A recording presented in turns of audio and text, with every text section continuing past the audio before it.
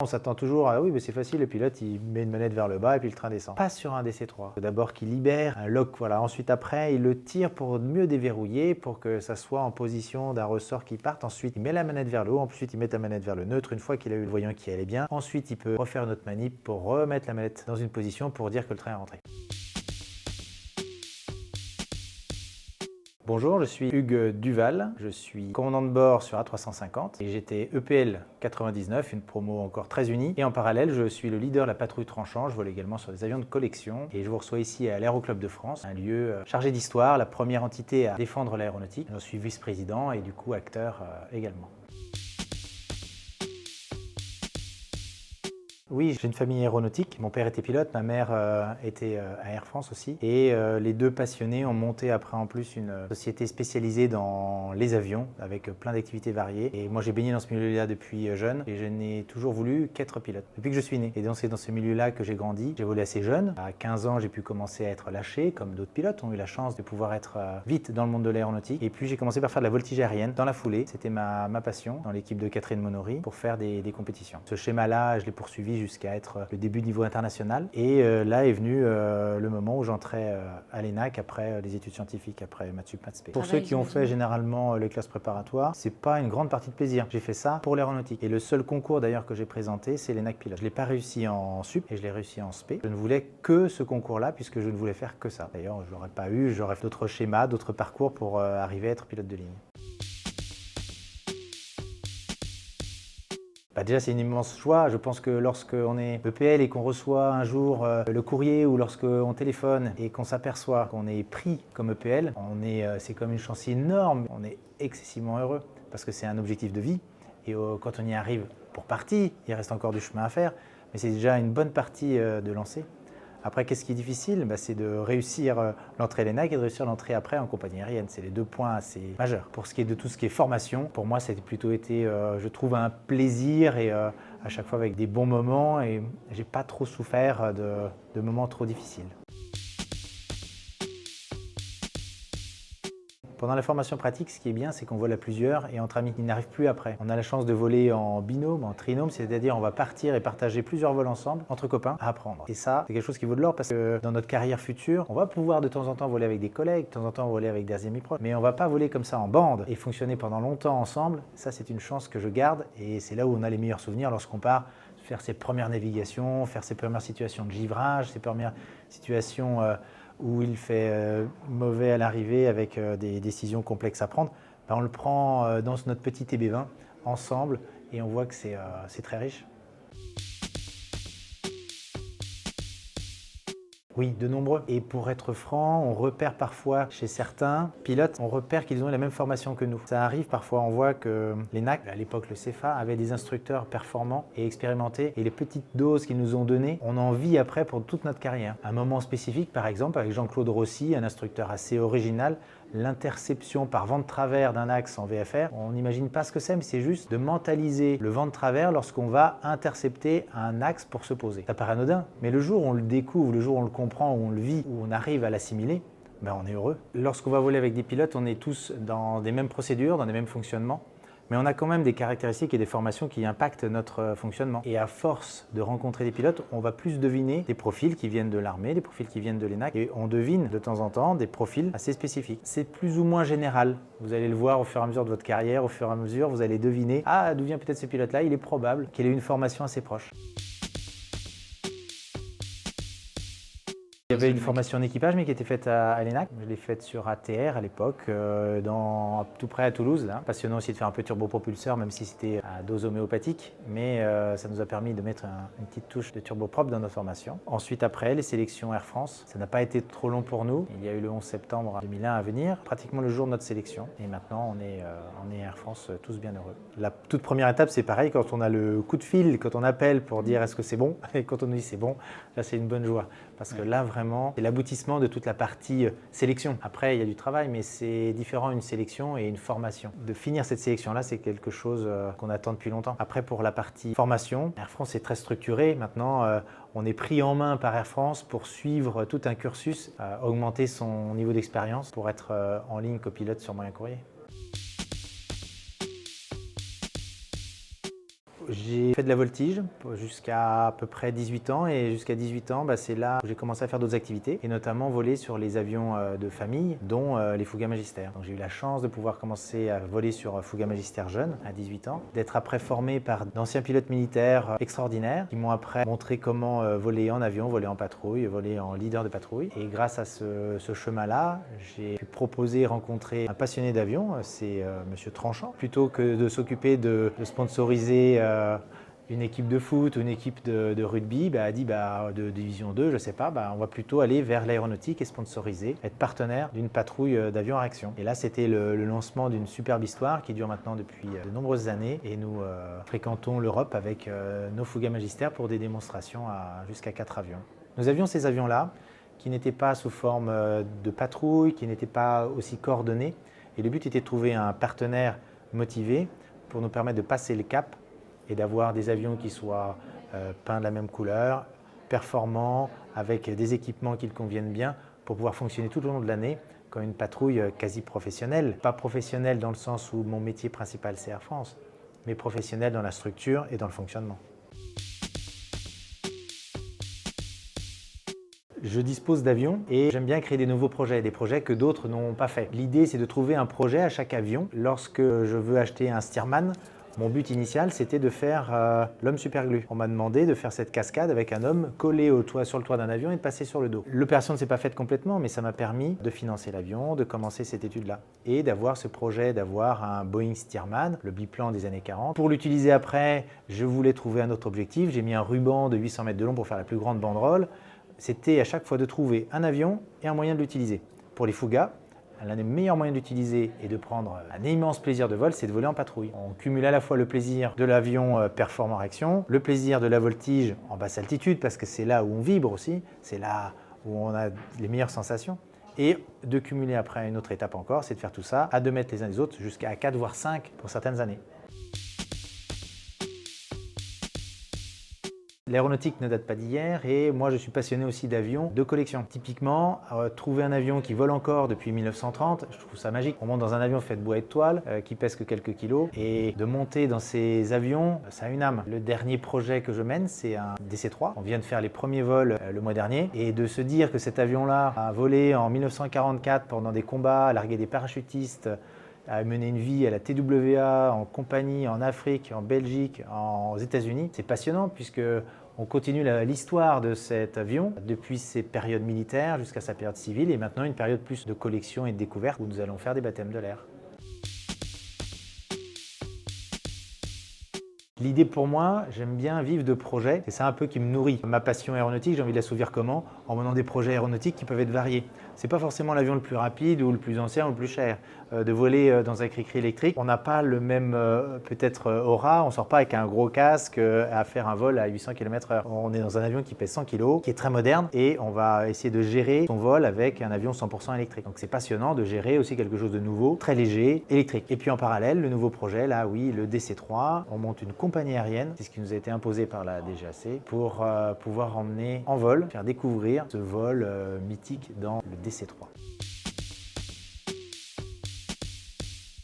On fait des démonstrations en meeting avec le Cri-Cri, donc ce petit avion électrique qu'on appelle le e-cristalline, qui est sur le toit du broussard. On part accroché en vol et en plein vol, on va se libérer. On est plus ou moins catapulté. Le largage, c'est pas quelque chose de doux.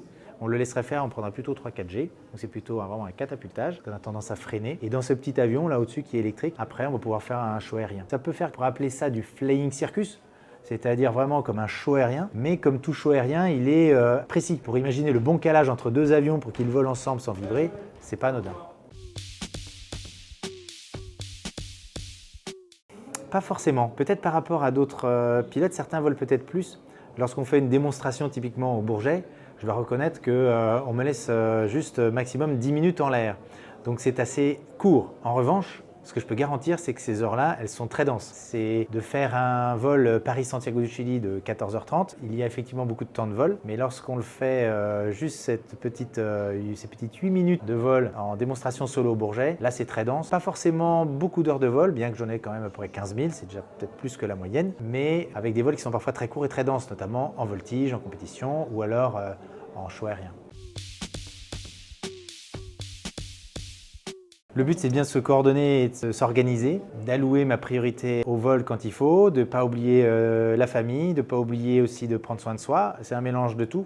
Mais je sais aussi que prendre soin de moi, c'est d'être heureux en vol. Donc ça correspond aussi à ce que j'aime. Et le fait de voler sera toujours un plaisir. L'idée, c'est que si le vol est un plaisir, je trouverai toujours une solution. Si ça devient une charge ou si ce n'est pas mon plaisir, là, c'est peut-être plus problématique. Et en organisation, effectivement, je suis sûrement, j'alloue plus de jours que la moyenne, en revanche, à voler. Franchement, non. Certains peuvent me dire, oh, il y a bien des fois, t'en as marre. Franchement et sincèrement, j'ai jamais dit, par exemple, je vais bosser. J'ai toujours dit, je vais voler. Et c'est une réalité. Encore maintenant, après 15 000 heures de vol, peut-être, ok, le temps de se réveiller à Transavia, hein, c'est quelque chose. Quand on se réveille bientôt à 4 heures du matin, on n'est pas forcément dans le meilleur de sa forme. Mais assez vite, quand on vole, je trouve que franchement, on prend un plaisir toujours égal. Et alors, j'espère que ça va rester. Ça peut changer, mais pour l'instant, je peux vous garantir que je suis heureux quand je vole et je ne vais jamais dire que je vais bosser. Oui, c'est passionnant et parfois je pensais que l'un allait m'apporter plus à l'autre. Et pour être franc, je pense que ce sont deux métiers parfois vraiment distincts. Typiquement, moi j'aime bien la voltige, mais je ne connais pas l'hydravion. Je suis incapable d'imaginer vraiment comment on va faire pour se poser sur l'eau. Je vais peut-être pas mourir, mais je ne sais pas faire. De voler en hélicoptère, je ne sais pas faire. De la même façon, un pilote qui va voler sur un 747 ne saura pas faire du cri-cri électrique, ne saura pas forcément faire une démonstration de Fuga Magister. Mais c'est réciproque. Un pilote de démonstration ne va pas bien savoir faire une panne moteur sur un simulateur avec plein de pannes complexes pour se poser lorsqu'on fait des simulateurs d'entraînement. On se dit parfois que le métier de pilote de ligne est facile. C'est pas parce qu'il y a plus de pilotes de ligne que de pilotes de démonstration qu'il est plus facile. Et typiquement, de se poser en panne moteur, simulateur, plein de pannes, avec des cas complexes de météo, on s'aperçoit que c'est vraiment complexe. C'est vraiment complexe. Je n'ai jamais eu d'accident ou d'incident en ligne. Il y a eu des moments, je dirais, de grosse concentration, avec notamment peu de carburant à l'arrivée d'une destination, avec des conditions météorologiques défavorables. Là, ça pousse à des grosses réflexions, mais l'aviation de ligne apporte de nombreuses marges qui fait que je ne me suis pas senti passer dans le rouge, ou je n'ai pas senti le risque être au point que ça soit marquant. En revanche, dans les avions légers, j'ai déjà eu une casse d'une verrière, et notamment c'est ce qui m'a fait cette cicatrice-là, et puis une autre sur le crâne. C'est une verrière qui a complètement explosé. Et en explosant, elle m'a touché le crâne et m'a scalpé. Donc au final, entre deux tonneaux, il y a eu cet incident-là. C'est marquant et c'est vrai que c'est pénalisant pour la suite puisque ça démontre que l'aéronautique n'est pas sans risque, n'est pas une activité sans risque. Ce risque est maîtrisé et de temps en temps, on a des éléments ou des événements complètement improbables qui arrivent auxquels on doit faire face. La motivation m'a jamais quitté. Après, la prudence revient. Peut-être qu'avec les jeunesses, lorsqu'il nous arrive peu d'événements, on pourrait croire que l'aéronautique est tout le temps simple. Ce n'est pas tout le temps simple et on doit toujours être prudent, ordonné, organisé, respecter nos méthodes, nos procédures. Ça paraît anodin, mais de ne pas l'oublier et des événements comme cela nous le rappellent. Donc ça fait un petit peu de temps. Après, j'avais un peu une tête de boxeur et donc du coup, il a fallu attendre pour voler. Mais l'idée après de poursuivre les vols, ça ne m'a pas contraint. Peut-être je fais maintenant attention plus sur l'état de maintenance des avions sur lesquels je vole. Je parle pour l'aviation légère notamment. Dans une période, je faisais confiance à tous les systèmes, à tous les ateliers d'entretien, à tous les types d'avions. Je suis devenu plus sélectif. Il y en a plusieurs. Il y a, je pense, celui qui reste en mémoire tout le temps et qui reste gravé pour tout le temps, c'est le lâcher. Et au final, la première fois où on est tout seul dans un avion, on s'en souvient. Je ne sais pas si vous vous souvenez vous, mais généralement, on a une bonne idée de ce qui se passait à ce moment-là, de ce qu'on m'a dit, maintenant tu pars tout seul, de ce qu'on a fait, du petit tour de piste qu'on a fait tout seul, du rebond ou pas du rebond, de la météo qui faisait ce jour-là. Je trouve que cette journée est tellement importante qu'on l'a bien gardée en mémoire. Air France, c'est magique. Une fois qu'on y est, je trouve qu'on a des carrières extraordinaires. J'ai adoré le fait d'être copilote sur moyen courrier, d'apprendre vraiment la phase d'apprentissage. Après 11 ans de Boeing 777, donc j'ai fait à peu près autant de Boeing que d'Airbus. Le long courrier, la découverte du Boeing, différentes façons d'imaginer le vol. Et puis après une partie sur la formation capitaine, une formation passionnante. Souvent on imagine deux gros moments dans la carrière, c'est l'entrée et le lâcher en tant que copilote et puis le lâcher commandant de bord. Et c'est vrai que ce sont des événements marquants d'une carrière. Lorsqu'on y va là maintenant, te voici commandant de bord, c'est l'aboutissement aussi d'un parcours aéronautique. Ça paraît peut-être un peu réglementaire, mais au final, on a plusieurs compétences maintenant que vous avez peut-être découvert. Et ces compétences-là, ça marche bien. L'idée d'avoir de l'exemplarité, c'est-à-dire être capable d'être travailleur, d'être au point, l'idée d'être humble, c'est-à-dire de se remettre en question, donc d'avoir de l'humilité, c'est important. Et le troisième point, c'était la bienveillance. C'est les 3 points qui sont certes cités Air France, mais qui marchent vraiment. Bienveillance, humilité, exemplarité. Quand on a les 3, on fait quand même moins de mauvaises choses. Alors, sans négliger l'apport de toute ma formation, mais je n'ai pas vu un pas ou un mur comme avant et après. On a suivi une formation et au global, on est normalement destiné à être un jour commandant de bord. On a la chance de pouvoir entrer pour les EPL plus jeunes que la moyenne. Il est raisonnable de penser qu'on accède un jour au métier de commandant de bord. Et peut-être le fait aussi pour moi d'avoir cette activité en parallèle où j'étais commandant de bord. Dans mon Fouga, je suis commandant de bord. Ça ne m'a pas paru un bond de responsabilité ou un bond technique. C'est compliqué. Faire les dernières épreuves pour être commandant de bord, on nous met en situation de gérer des cas de plus en plus compliqués. C'est complexe, mais je n'ai pas vu un pas ou un palier énorme. La première fois que j'ai fait un vol long courrier, je me suis dit mais comment on peut imaginer ce qui va se passer sur 13 heures de vol? Et au final, on arrive quand même, avec maintenant de nombreuses applications qui sont de plus en plus performantes, à deviner au mieux la consommation de carburant et de mieux choisir son carburant au départ pour ne pas en avoir ni trop ni trop peu à l'arrivée. Et je trouve ça assez presque magique de dire qu'on arrive à calculer aussi précisément notre carburant et notre stratégie. Que ça soit pour aller en Afrique, pour contourner des orages énormes, ou que ce soit pour aller dans la neige en Amérique du Nord. C'est passionnant d'imaginer les stratégies et les impacts qu'on va avoir sur la sécurité des vols, c'est-à-dire l'impact qu'on va choisir entre la sustainability, en gros, est-ce qu'on va optimiser notre vol ou est-ce qu'on va protéger la sécurité des vols? Et c'est ce compromis entre optimisation et sécurité des vols qui fait tout le charme de notre métier, c'est-à-dire que ça soit cohérent économiquement et aussi en impact sur l'environnement, mais qu'on ait toujours des règles de sécurité optimum et qu'on ait des marges à l'arrivée. Donc ce côté optimisation marge est intéressant et on le confie à un équipage et c'est passionnant de voir ça notamment en long courrier. Alors des histoires, il y en a des milliers et j'aime bien aller à la rencontre de nos passagers et donc les passagers après me le rendent et m'invitent parfois ou me font découvrir des choses et il m'est arrivé 1000 aventures possibles. Tous les vols sont pour ça assez riches. Alors pour aller dans le détail de ce qu'on peut dire, voilà, il y a des personnes originales qu'on a pu transporter.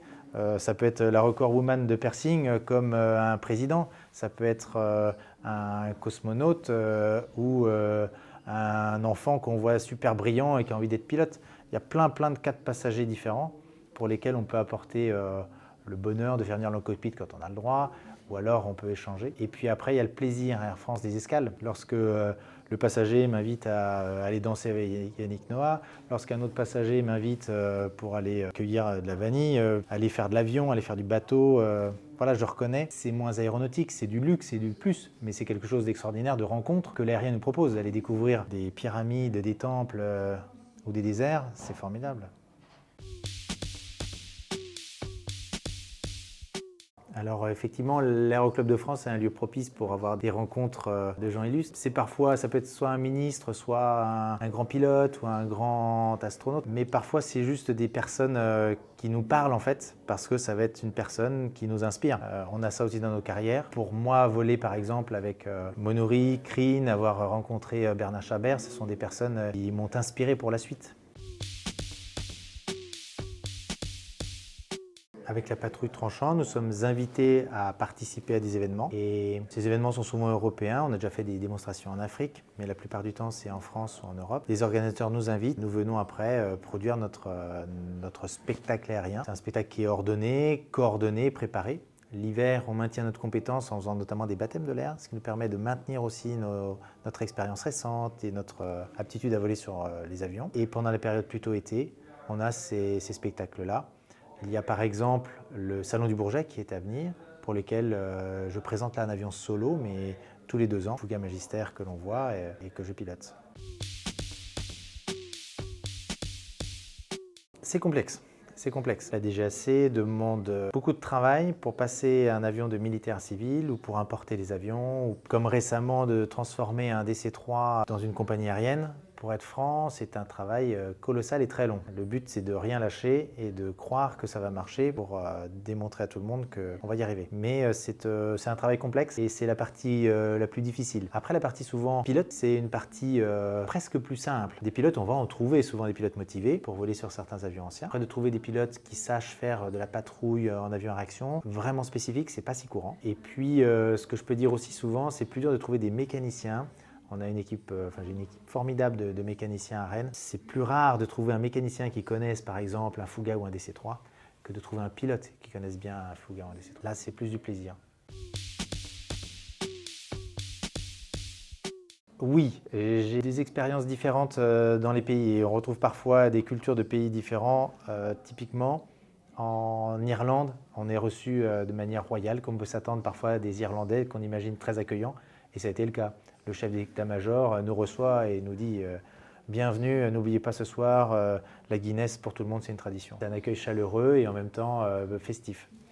Lorsqu'on va en Afrique, c'était parfois très bien organisé comme en Tunisie et dans d'autres pays voisins, ça a été mémorable parce qu'un jour on devait voler d'une côté de la ligne rouge qu'on m'appelait deadline et puis le lendemain je devais voler de l'autre côté de la deadline en pleine ville. Donc là on apporte nous-mêmes nos marges, voilà, des choses très originales ou avec des avions qui passaient en plein dans notre démonstration au point de nous faire arrêter la démonstration, de nous faire un éclatement imprévu pour nous séparer de cet avion-là. Bref. On arrive à avoir des fonctionnements parfois très organisés, parfois pas, des accueils différents, mais c'est aussi ce qu'on aime bien dans l'aéronautique, faire face à des situations différentes et à comment on va résoudre ces problèmes. Oui, c'est un peu le but de pouvoir échanger. Quand on est passionné, on aime bien faire partager sa passion et convaincre tout le monde d'être un jour passionné d'avion, pilote ou mécanicien ou ingénieur, mais de donner à l'aéronautique. Il peut y avoir différents profils. Parfois, on fait des shows aériens dans des petites villes avec une petite piste en herbe et on va être très proche du public, au contact, avec un lien facilité.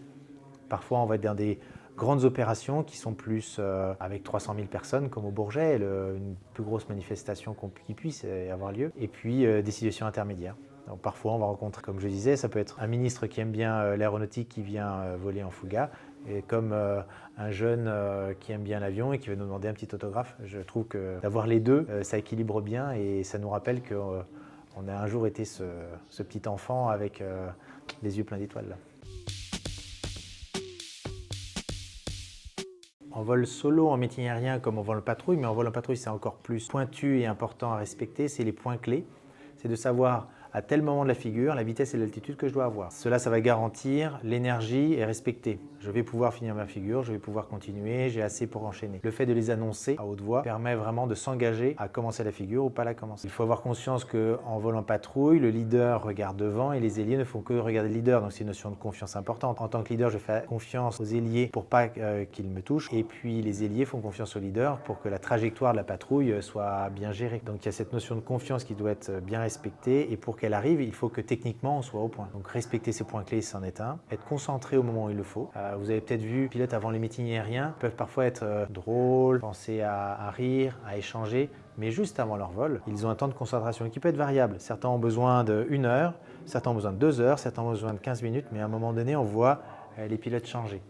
Changer comment? En termes de concentration, ils vont soit s'asseoir tôt dans l'avion, se préparer, mentaliser, respirer. Ça paraît anodin. C'est une musique qu'on ne voit pas trop parce qu'elle est masquée derrière des sourires et des combinaisons colorées. Mais il y a derrière de la concentration. Et sur certains pilotes, ça se voit jusqu'à leur visage qui change. Le grand sourire qui arrive accueillant devient un visage de concentration pour donner son énergie pour le vol. C'est un moment qui va changer. On peut l'avoir aussi d'ailleurs en ligne.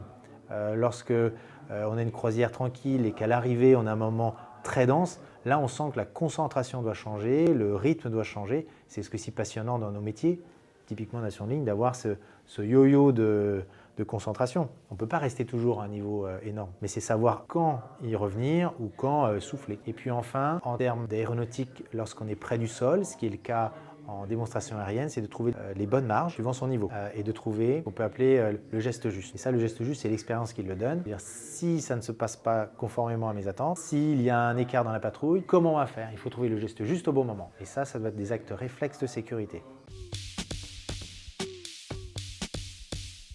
Dans toutes nos figures, on s'organise à chaque fois pour avoir un plan B. Il y a des figures qui sont très complexes, mais l'idée de ne pas avoir une possibilité de s'écarter, de bouger ou autre, c'est pour ça que parfois nos positions, les positions des avions sont faites pour qu'on puisse quand même avoir un déplacement dans ce sens-ci par exemple ou dans ce sens-ci. On a une position spécifique, ça apporte des marges. Dire que le risque zéro n'existe pas, mais le risque maîtrisé, ça veut dire qu'on a prévu le cas où il va y avoir un mouvement dans ce sens-ci et les ailes ne sont pas encastrées typiquement. Ce serait presque plus facile de voler encastré puisque la trajectoire du leader serait plus proche de la trajectoire de l'ailier.